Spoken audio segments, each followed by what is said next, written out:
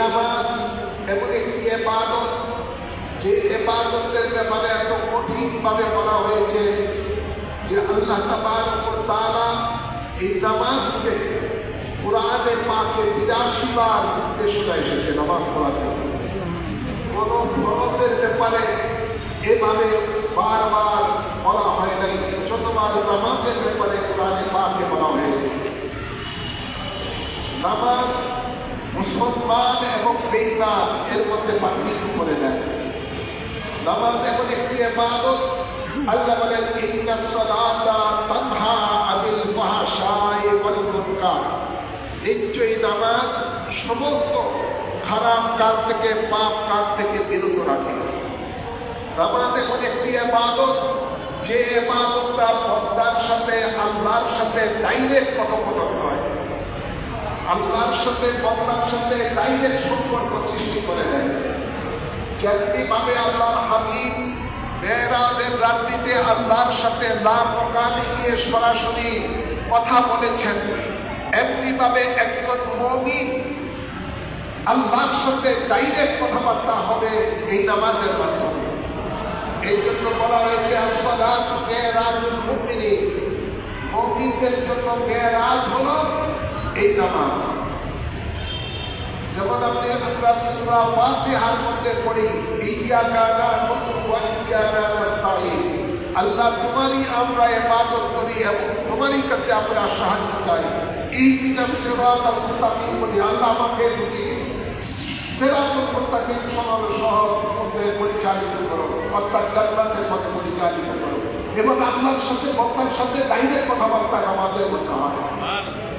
তাই এই নামাজ এমন একটি ইবাদত, সেই ইবাদত আল্লাহর সাথে ডাইরেক্ট কথাবার্তা হয়। কি এই কথাবার্তাটা কিভাবে হয়? আল্লাহ রাব্বুল ইরশাদ করেন লা সালাতা ইল্লা বিহুজুরিল কলব, তোমাদের নামাজ পরিপূর্ণ হবে না হুজুরি কলবের নামাজ ছাড়া। হুজুরি কলবের নামাজের ব্যাখ্যা আল্লাহর হাবিব দিচ্ছেন যে হুজুরি কলবের ফার্স্ট ক্লাস নামাজ হলো তুমি যার ইবাদত করছো তাকে দেখে দেখে ইবাদত করো। আমরা কার ইবাদত করি? আল্লাহ। সবাই বলে বলে না, কার ইবাদত করি? আল্লাহ। আল্লাহর ইবাদত আমরা করি। তো আল্লাহর হাবিব বলেন তুমি যখন নামাজে দাঁড়াবা তখন তুমি আল্লাহকে দেখে দেখে তুমি নামাজ আদায় করো। এটা কি আমাদের মধ্যে সবার মধ্যে এটা সম্ভব? জোরে বলেন। দয়ার নবী জানেন যে এটা আমার সকল উম্মতের জন্য এটা কঠিন হয়ে যাবে, সম্ভব হবে না। তাই আল্লাহর হাবিব বলেন এই দ্বিতীয় স্তরের সেকেন্ড ক্লাসের নামাজ হুজুরি কলবের নামাজ হলো আল্লাহর হাবিব বলেন যাও তুমি ইবাদত করো, অর্থাৎ আল্লাহকে ইবাদত করো, এই ধ্যানে মগ্নে পড়ে ইবাদত করো যে আল্লাহ তোমার সামনে আছেন। সুবহানাল্লাহ বলেন।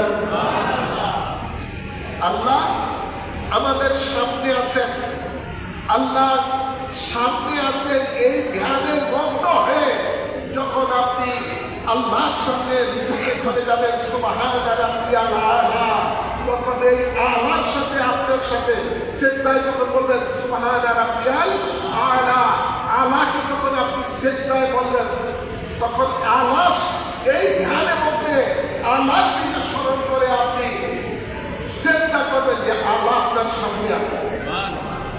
আল্লাহ আল্লাহ বলেন আমার বান্দার ইবাদতের মধ্যে সবচেয়ে বেশি আমার কাছে পছন্দনীয় ইবাদত যখন বান্দা আমার সাথে সিজদায় পড়ে যাবে। সুবহানাল্লাহ বলেন না।